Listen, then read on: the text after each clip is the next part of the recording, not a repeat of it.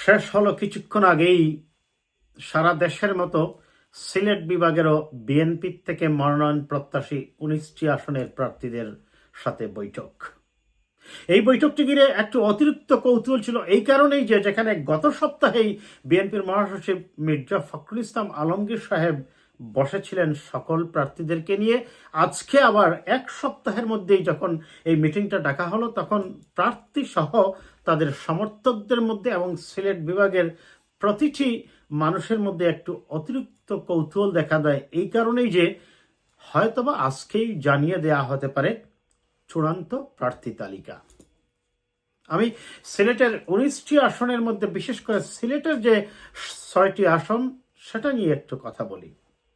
দেখুন, এই আজকের যে বৈঠকটা, সেই বৈঠকটায় মূলত যে আলোচনাটা হয়েছে আমরা আগে এইটা একটু দেখি। প্রথমত হচ্ছে সেই গতানুগতিকভাবেই বলা হয়েছে যে যাকেই দানের শীষ দেওয়া হবে তার পক্ষে সকলকে কাজ করতে হবে। দ্বিতীয়ত হচ্ছে এই মাসের মধ্যেই যাকে সিলেক্ট করা হবে তাকে ফোন করে অথবা অন্য কোনো মাধ্যমে জানিয়ে দেওয়া হবে যে তাকেই ওই আসনে প্রার্থী তালিকায় চূড়ান্তভাবে দেওয়া হচ্ছে এবং তাকে যেটা করতে হবে তিনি যেন এই খবরটা শোনার পর কোনো রকম মিষ্টি বিতরণ কিংবা তার প্রতিপক্ষকে নিয়ে কোনো ধরনের বিরূপ মন্তব্য না করেন এবং সর্বোপরি তিনি যেন দায়িত্ব নিয়েই তার যারা প্রতিপক্ষ বলবো না, নেতৃত্বের প্রতিযোগিতা আছেন তাদের সাথে তিনি যেন নিজের থেকেই গিয়ে কুলাকুলিটা করেন এবং ঐক্যবদ্ধ হয়ে দানের শেষে কাজ করার জন্য পরিবেশ তৈরি করেন। এটি হচ্ছে তার দায়িত্ব যাকে দেওয়া হবে মনোনয়ন। তারপরে যে জিনিসটা এসেছে সেটা হচ্ছে যে কোনো প্রার্থীকেই আজকের মিটিংয়ে কোনো সবুজ সংকেত দেওয়া হয়নি, যেটা আমাদের সবচেয়ে বহুল প্রচলিত। আমরা দেখি যে সোশ্যাল মিডিয়া সহ পত্র পত্রিকায় যে যার মতো করে বলেন যে তিনি গ্রিন সিগন্যাল পেয়ে গেছেন। এ ধরনের কোনো গ্রিন সিগন্যাল দেওয়া হয়নি এবং বলা হলো যে যাকে দেওয়া হবে তো একজনকেই দেওয়া হবে ধানের শীষ, বাকি যাদেরকে মনোনয়ন দেওয়া সম্ভব হবে না তাদেরকে দল যদি ক্ষমতায় যায় তাহলে দল তাদেরকে তার যোগ্যতা অনুযায়ী তার কমিটমেন্ট অনুযায়ী তাকে দল ক্ষমতায় গেলে মূল্যায়ন করা হবে। এটি ছিল আজকের মিটিংয়ের মূল কথা। এখন প্রশ্ন হচ্ছে কেন দল এক সপ্তাহের মধ্যে 2বার ডাকলো, কেনই বা বারবার এই জিনিসটা জ্বালাই করা হচ্ছে যে দলের সিদ্ধান্তের বাহিরে কেউ না যান, দানের শীষের বিপক্ষে না যান। তার কারণটা হচ্ছে জনাব তারেক রহমান সাহেব অনেক আগেই বলেছেন যে আগামী নির্বাচন আপনারা যেভাবে সহজ মনে করতেছেন সেই নির্বাচন সহজ হবে না।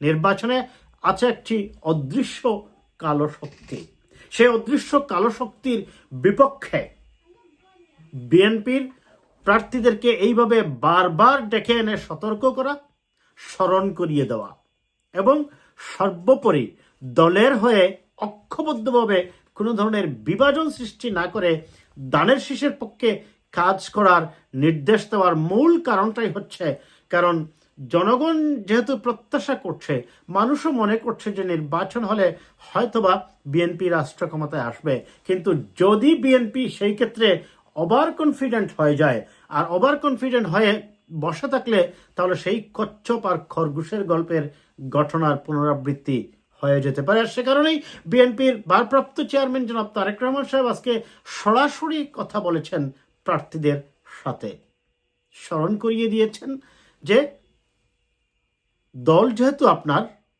প্রতীকও আপনার, কাজেই যে প্রার্থীকেই প্রতীক দেওয়া হোক না কেন আপনি পান বা না পান ওই দিন থেকে ওই সময় থেকে ওই প্রতীকটা হয়ে যাচ্ছে আপনার।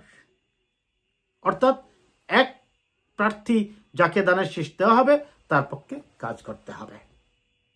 এটি ছিল আজকের বৈঠকের মূলত মূল বার্তা। এখন আসি দর্শক, যেহেতু আপনারা জানেন ইতিমধ্যেই আমি নিজেও সিলেটের একটি আসন থেকে প্রার্থী। সিলেট 1 আসনে জনাব খন্দকার আব্দুল মুক্তাদির সাহেবকে দেওয়া হয়েছে বলে এক ধরনের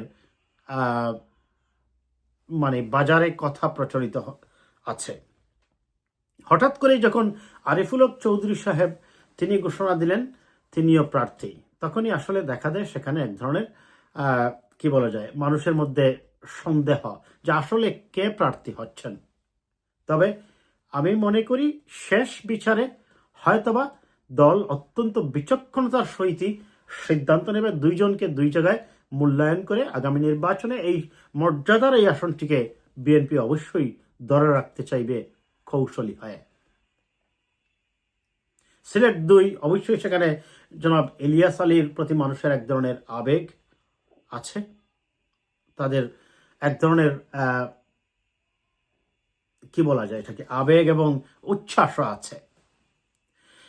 সেখানে হঠাৎ করেই যখন প্রসঙ্গটা আসলো জনাব হুমায়ুন কবির সাহেব প্রার্থী হবেন, তখনই অনেকটা দেখা দেয় দ্বন্দ্ব বা প্রতিযোগিতা, আমি দ্বন্দ্ব না বলে প্রতিযোগিতাই বলবো।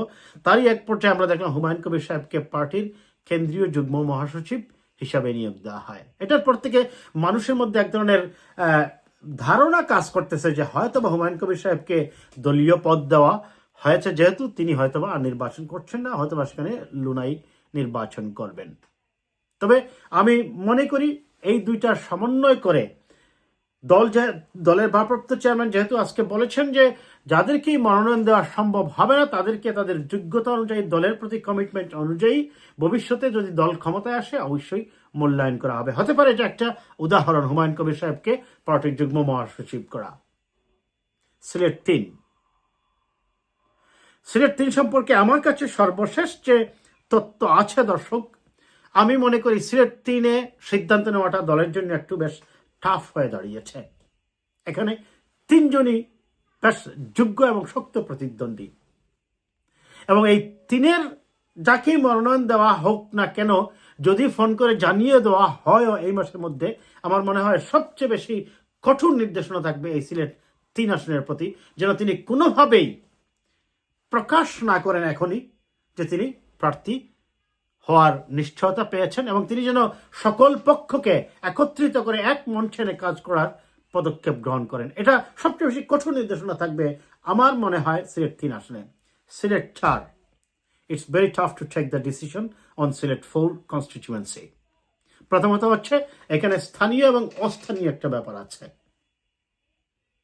বারবারই বাইরে থেকে যাওয়া হয়, যার ফলে ওইখানকার লোকাল মানুষের মধ্যে এক ধরনের ধারণা আছে যে তারা স্থানীয় প্রার্থী চাচ্ছে। কিন্তু এখানে বাইরে থেকে গেলেও কিন্তু দলের যেহেতু নেতৃত্বে আছেন জনাব বদরুজ্জামান সেলিম সাহেব, সিলেট মহানগর বিএনপির সাবেক সেক্রেটারি ছিলেন, এখানে আরও আছেন বিএনপির কেন্দ্রীয় বিভাগীয় সহ সাংগঠনিক সম্পাদক মিফতাহ সিদ্দিকী সহ এরকম আরও অনেক হেভিওয়েট প্রার্থীরাও আছেন। যার ফলে এখানে বিএনপি হয়তো যেটা বিবেচনায় নেবে যে অন্য পক্ষের প্রার্থী কারা, সেখানে আরেকজন প্রার্থী আছেন জামাতের, সেখানে তিনি উপজেলা চেয়ারম্যান নাকি ছিলেন, আবার বিএনপিরও আরেকজন প্রার্থী আছেন তিনিও ওইখানকার স্থানীয় এবং উপজেলা চেয়ারম্যান ছিলেন। সেই বিবেচনায় বিএনপি এইখানে সিদ্ধান্ত নেওয়ার ক্ষেত্রে অত্যন্ত কঠোরতা এবং গোপনীয়তা রক্ষা করবে এবং সর্বাগ্রে চিন্তা করবে দল যাতে এই আসনটি তার নিজের ঘরে রাখতে পারে, কারণ এখানে বিএনপির একটা শক্ত ঘাঁটি আছে। কোনো অবস্থাতেই বিএনপি চাইবে না যেন এই আসনটি তাদের হাতছাড়া হয়ে যায়। আর সে কারণেই সেই ক্ষেত্রে আমাদের অপেক্ষা করতে হবে অত্যন্ত সতর্কতার সহিত কে পাচ্ছেন এখানে মনোনয়ন, সেই স্থানীয় উপজেলা চেয়ারম্যান নাকি বদরুজ্জামান সেলিম নাকি মিফতাহ সিদ্দিকী নাকি আরেকজন প্রার্থী আছেন, এই 4 জনের মধ্যে কে পেতে পারেন। সিলেট 5, আমি নিজেও এখানে প্রার্থী। আমি আসলে যেহেতু আমি নিজে প্রার্থী দর্শক এই আসনটাতে, আমার পক্ষে আসলে এটা মূল্যায়ন করাটা কষ্টকর হবে। তবে আমি বিশ্বাস করি দল সেই ক্ষেত্রে অবশ্যই ওভারঅল এই অবহেলিত ইনফ্রাস্ট্রাকচারের দিক থেকে পিছিয়ে পড়া, শিক্ষা দীক্ষার ক্ষেত্রে পিছিয়ে পড়া এবং সবসময় আমি বলবো যোগ্য নেতৃত্বের অভাবের কারণে এই আসনটি তার কাঙ্ক্ষিত উন্নয়ন পায়নি। সেই কাঙ্ক্ষিত উন্নয়নের জন্য অবশ্যই দল, আমার বিশ্বাস, আমার প্রত্যাশা, দল রাজনীতি সম্পর্কে সচেতন একজন মানুষ, যার রাজনীতি সম্পর্কে গভীর চর্চা আছে। রাজনীতির সাথে যিনি দেশের রাষ্ট্রনীতি, পররাষ্ট্রনীতি, গণতান্ত্রিক মূল্যবোধ এবং সর্বোপরি একজন সংসদ সদস্যের ওভারঅল তার মানুষের নেতৃত্ব দেওয়া, আইন শৃঙ্খলাকে নিয়ন্ত্রণ করা এবং পার্টিকুলারলি আমি বলবো, আমি যেহেতু এডুকেশনের মানুষ, আমি মনে করি যে শিক্ষা দীক্ষার ব্যাপারে, এডুকেশন সেক্টরের ব্যাপারে যিনি পার্টিকুলারলি মনোনিবেশ করতে পারবেন এমনই একজন প্রার্থীকে সিলেক্ট করা হবে। তবে এই আসনটি এখানে বলে রাখা ভালো, বেশিরভাগ সময় আমরা দেখি জুটের প্রার্থীকেও ছেড়ে দেওয়া হয়।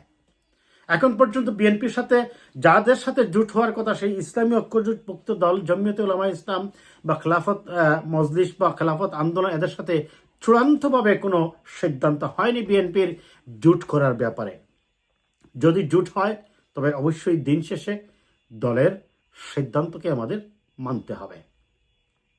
তবে আমরা প্রত্যাশা করব এই আসনটিতে অন্তত রাজনীতি সচেতন এমনই একজন মানুষকে এই আসনে মনোনয়ন দেবে। সিলেট 6, সিলেট 6-এর ব্যাপারে আমি বলবো দর্শক, মোটামুটি আমার কাছে যে তথ্য আছে, যিনি প্রার্থী হবেন তার সম্পর্কে অনেক আগেই সিদ্ধান্ত নিয়ে নেওয়া হয়েছে। সেখানে অনেক প্রার্থী আছেন, আবার একাডেমিক্যালিও একজন এনরিচড প্রার্থী আছেন রাজনীতিবিদ, তাদেরকে হয়তো বা রাজনৈতিক পদের ক্ষেত্রে পদায়ন করা হতে পারে। তবে নামটা আমি অবশ্যই বলবো না। তবে আমার কাছে যে তথ্য আছে, আমি যেটুকু বললাম দর্শক, সিলেট 1, সিলেট 2 এবং সিলেট 6, এই তিনটিতে মোটামুটি প্রার্থী আমার যে ইনফরমেশন আমি কালেকশন করেছি তাতে মোটামুটি নিশ্চিত হয়ে গেছে। সিলেট 3-এর ব্যাপারে এখনো পেন্ডুলামের মতো দুল খাচ্ছে। সিলেট 4 এবং 5 এখনো পেন্ডুলামের মতো দুল খাচ্ছে। তবে সিলেট 5-এ হয়তো অন্য আরো কিছু আমরা দেখতে পারি। সবার দোয়া চাই এবং আপনারা আপনাদের দোয়া এবং ভালোবাসায় আজকে আমি এই পর্যন্ত এসেছি, এবং আপনাদের দোয়াই পারে আমাকে আগামী নির্বাচনে আমার কনস্টিটিউয়েন্সি সিলেট 5 ডকুমেন্টস খানাইঘাটের মানুষের সেবা করার জন্য আমি বিশ্বাস করি আমার দল বাংলাদেশ জাতীয়তাবাদী দল বিএনপি আমার উপরই ভরসা রাখবে এবং দানের শেষের একজন কর্মী হিসাবে আমাকে আগামী নির্বাচনে এই কনস্টিটিউয়েন্সি থেকে মনোনয়ন দেবে। তবে দল যে সিদ্ধান্ত নেবে চূড়ান্তভাবে দলের সিদ্ধান্তই আমাদের মেনে চলতে হবে। ব্যক্তির চেয়ে দল বড়, দলের চেয়ে দেশ বড়, দেশের চেয়ে জাতি বড়, জাতির চেয়ে সভ্যতা বড়। আমি সেই নীতিতেই বিশ্বাস করি। 38 বছর থেকে বিএনপির একজন কর্মী হিসাবে এই নীতি এবং দর্শন নিয়েই আমি আমার রাজনীতি করি। ভালো থাকবেন দর্শক, কথা হবে আবার কোনো বিষয় নিয়ে।